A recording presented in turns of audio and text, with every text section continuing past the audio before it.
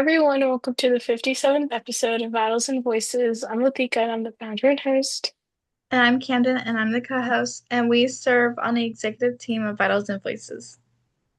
Battles and Voices brings together generations of people involved in healthcare in order to foster a supportive and connected community.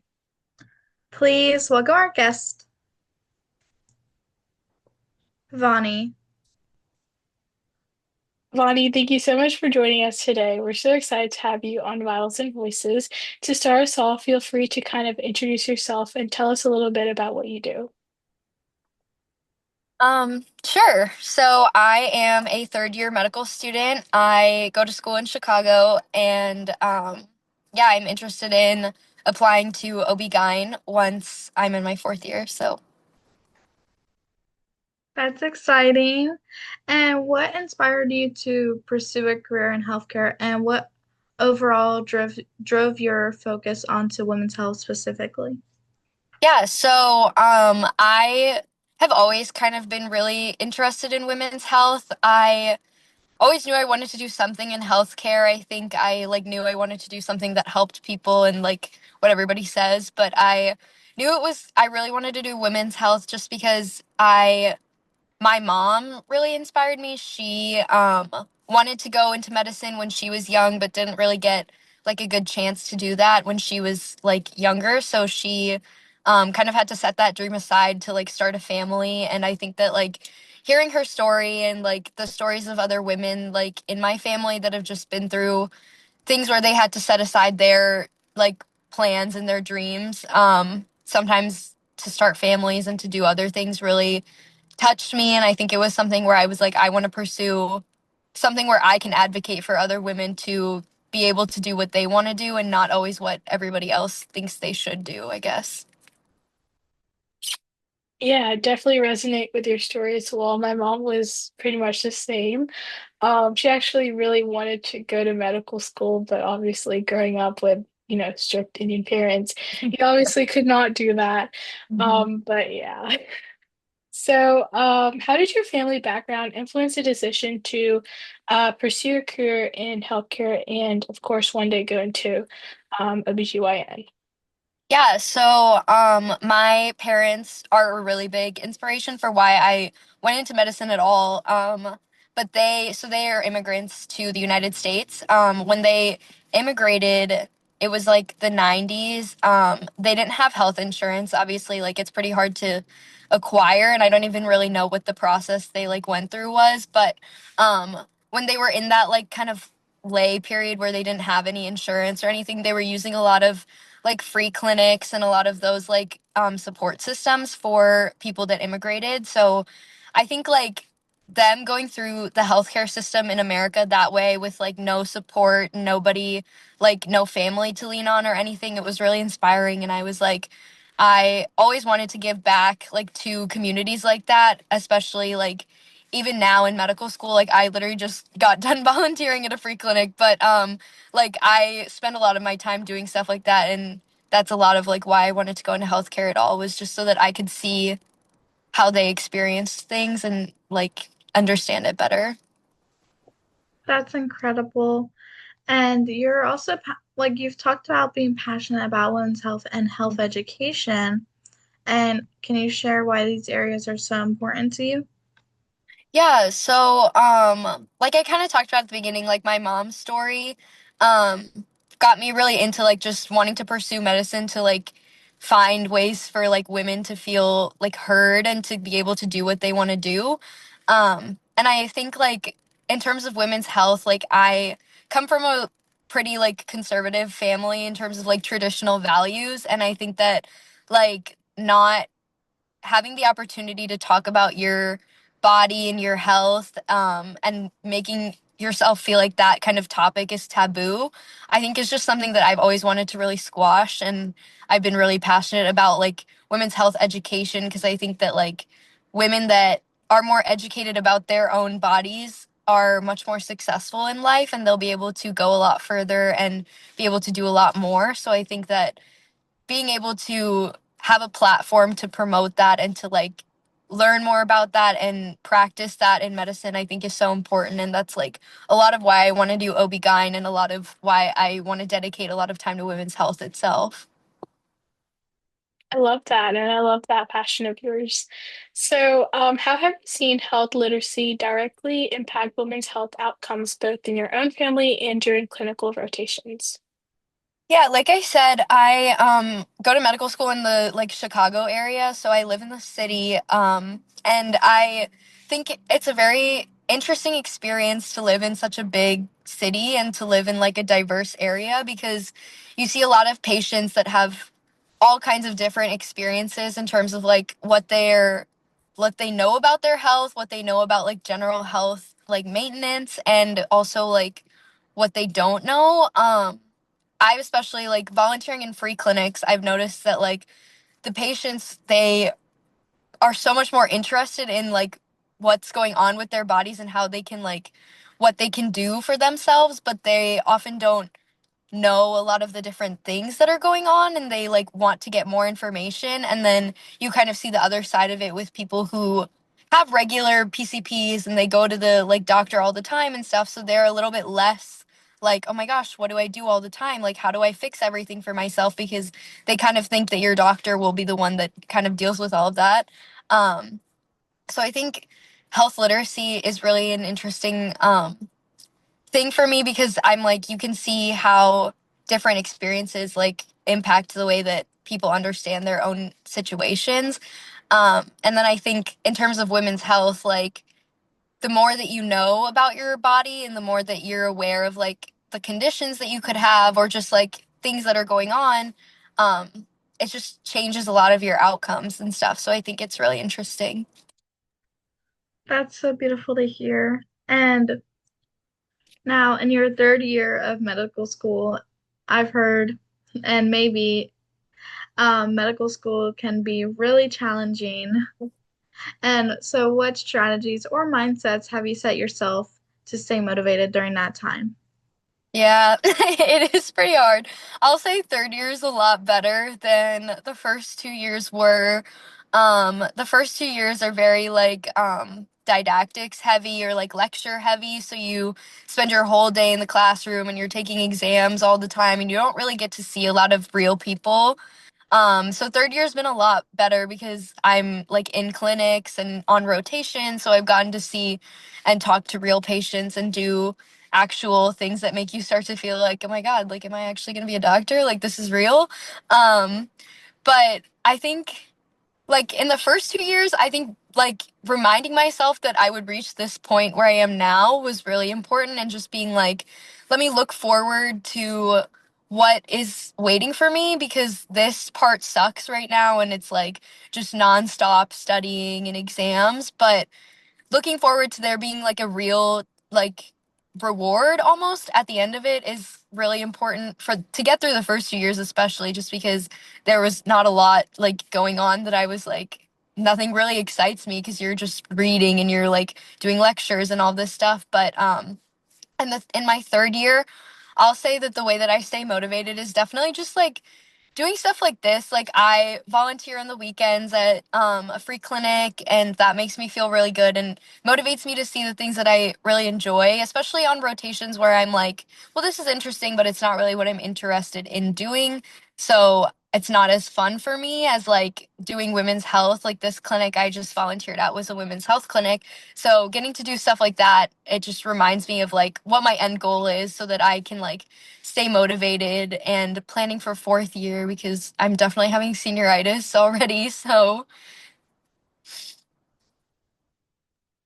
Yeah, definitely. Thank you so much for that advice, how to stay motivated in medical school. So can you tell us more about your period action day fundraiser and how you came up with the idea to incorporate a cramp simulation? yeah, I my second year of med school, I was the president of our like OBGYN interest group. And I found out about this like just like an awareness day for like menstrual health. I saw it on online and I was like, "Oh, that's like really interesting and I want to do something for that."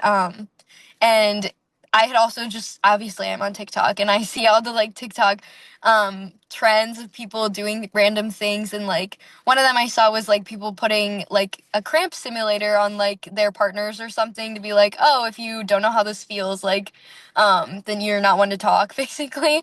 So, I thought it'd be really funny if we like were able to do something like that at school, because it would also engage like our student body and just like a fun activity at lunchtime.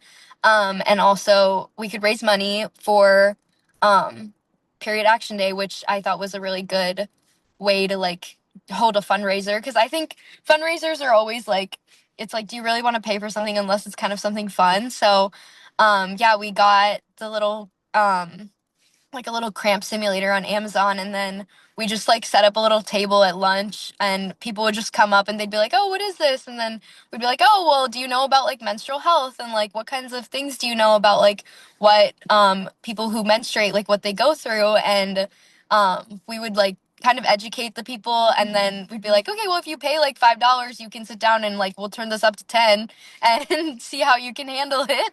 And it was really fun. We got a couple of our like professors to try it. A couple doctors came by and they tried it out. It was like a really big success. So I thought it was a really fun way to just, I don't know, engage people. And we raised like close to $200, I think, and we donated all of it to like a nonprofit in Chicago. And they give like menstrual products to people that like can't really afford them in the area. So I feel like all in all, it was a really awesome, I don't know, interesting thing. That is some amazing work that you're doing with that, and it sounds incredibly fun. I don't know if I would sign up to do it, but I would donate the money. Um, but what did it mean to you to raise those funds for a local nonprofit that provided menstrual products to the people in need? Yeah, no, I like living in the city. I'm not from the Chicago area, but I moved here for medical school, and just living in the city, I feel like engaging myself with the community was like really important to me. Just wherever I would go for medical school, I like thought about that. And that's why I really wanted to go to a school that was in a big city. And so I found that organization, that like nonprofit group, and I was like, oh, I really like the message that they're sending and just like the work that they're doing around the city, because obviously like not everybody can afford menstrual products, which is unfortunate because there's something that's definitely like a necessity. And the fact that there's like a group that will like collect these items in bulk, and they'll package them basically and then give them out to people at like shelters, and they'll go to like schools and different things, is really cool. And it was definitely something I would always wanted to get involved with. We'd done a couple like donations with them before, like that same organization, before this whole fundraiser. But it means a lot, I think, just to like be able to give back to your community in general and like where you're living, even if it's not like where I'm from. I think I'm here for the past like 3 years, so I think it is basically like my home, and I feel like doing something for the people around me is important to me, and especially for the women and like people who need those kinds of things. So Yeah, giving back is always so important. So, how do experiences like planning fundraisers or community initiatives actually help your medical education that you receive? yeah, I am a big proponent of the fact that like when you're in medical school, you should get involved. Like, I think it's like undergrad for a lot of people to like, you should get involved in undergrad and like join clubs and do things. But I think in medical school, I think it really sets you apart as a student to get involved in things and to like not just join stuff to join stuff, but like to do something with what you join. I think like planning fundraisers, like I was part of the OB-GYN interest club, and I was also part of like a couple other student groups during my first and second years when I was like more on campus regularly. And we planned like quite a few fundraisers and a bunch of like talks and events and stuff in all the orgs that I was in. And I think that like doing those kinds of things gives you a sense of like how to organize different stuff and like administrative things that you wouldn't always think are important. And it doesn't feel important when you're like a first or second year, because you're like, what is like communicating with my dean's office and like student services and things have to do with medicine? But then once I reached my third year, I realized like how much of a hospital also needs to function with like administrative stuff and like communicating with multiple parties to set up like a meeting or to set up like an event or something, or like how can you keep your residents engaged and interested by having something fun for them to do, um and a lot of things like that. And so doing like small stuff like that in medical school, I feel like gives you a good experience as to like what other non-medical parts of the job of being a doctor can be, because like at the end of the day, I mean, this is kind of a job. Like it doesn't feel like it. It kind of feels like a lifestyle almost, or like a life that you're building, but you're like going into a career in which like there maybe you'll be doing medicine and like practicing and like having real patients, but you'll also be doing things like administration and communication with a bunch of groups and planning things and hosting stuff. So like having those little experiences I think really adds up in medical school itself. And like fundraisers are fun, especially if you get to do something good with it. So That is incredible. And what advice would you want to give to other students or young professionals who want to combine clinical work with advocacy and health education? like I said, I think get involved. First of all, there's so much like when you're in medical school, the world of medicine becomes so much more like open and vast that you like don't even realize. Like I didn't know there were so many different things to do that were related to my school, but also related to like my city and to my state and like other things like that. Like there's a lot of like advocacy for medicine. You can join like state medical societies, and like as a student, most of the memberships are free. You can join like specialty organizations, like national organizations that are for the specialty you're interested in, and a lot of those student memberships are free too. And you get access to a lot of resources like their webinars and talks and stuff, so you can like learn about like just other things and research that different things are different groups are doing and stuff. And also just getting involved at your school and like getting to like learn about your student body and also do things for your classmates that will like, I don't know, enhance the like environment that you're in, just because it can be, if you lock yourself into studying, I think it can become a very hard place to be in. So if you find ways to have fun and like make your school life more interesting, it will definitely pay off. And I think like every student should definitely get involved in like finding clinical opportunities at your schools. And if your school doesn't have any, to like look outside of like in your city itself and be like, okay, well, are there just random clinics I could reach out to and see if they would take a volunteer, and or like different other organizations that you're passionate about. And it doesn't have to be medical related. I think doing things that you like, even if they're not related to medicine, definitely just strengthens you as a person and as like a future residency applicant too, because they're going to want to see that you have a personality and that you are a person outside of school.